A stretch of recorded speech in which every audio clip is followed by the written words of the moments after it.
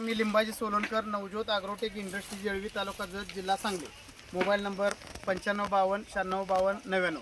तर आज आपण आलो आहोत येळवी गावातील एक प्रगतशील शेतकरी आणि एक सेवानिवृत्त डाकपाल वनमानी साहेब यांच्या मका प्लॉटवरती आलो आहोत. तर आपण त्यांच्याकडे जाणून घेणार आहोत की त्यांनी कोणती मका केली, त्यांना मकेबद्दल काय वाटतंय, त्यांचे अनुभव काय आहेत. साहेब नमस्कार.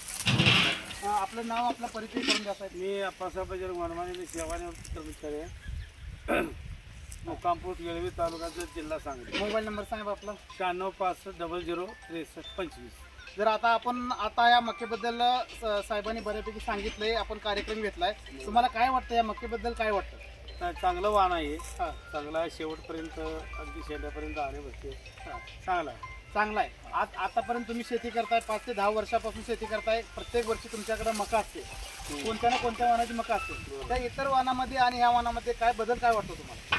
त्यावेळेला जरा करण्याची पद्धती आमची मागच्या तुमच्या कावेरी पवार साहेबांच्या भाषणापासून बदलली. आणि इतर वाणाचं जरा बुरकोंडा मोठा असतो, तसा बुरकोंडा छोटा आहे. त्यामुळं जाण्याची संख्या भरपूर आहे आणि चांगला आहे जो. तर शेतकरी मित्रांनो, आपण प्रत्यक्ष बघू शकतो इथं की हा मक्याची उंची एकदम 5 ते 6 फुटापर्यंत उंची आहे. शिवाय कणिक जे आहे ते कणिक पूर्ण टोकापर्यंत भरलेलं आहे. आणि ह्याची जी बिट्टी आहे, जे बुरकुंड आहे, अगदी एकदम लहान. म्हणजे फक्त याचं जर वजन आपण करून बघितलं तर याचं वजन फक्त 20 ग्राम वजन या बुरकुंड्याचं आहे. आणि जे बिया आहेत, या बियाचं वजन आपण करून बघितलेलं आहे. 200 ग्राम एका कणसाच्या बियाचं वजन 200 ग्राम आहे. शिवाय पूर्ण कणस वाळलेले आहेत.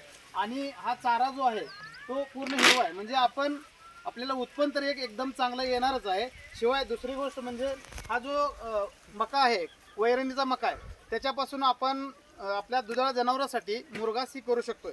त्यामुळे दुहेरी फायदा आहे.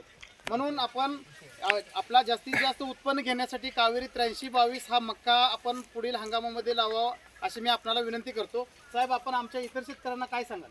काय रे, हा 8322 सोडून दुसऱ्या कुठल्या बियाण्याच्या पिशवीकडे झोंकून बघू नका आणि डोळं झाकून ह्या बियाण्याचा वापर करा. आणि जो उत्पादन चांगलं आहे आणि जनावरांसाठी, चाऱ्यासाठी टेंबाळी चांगला आहे.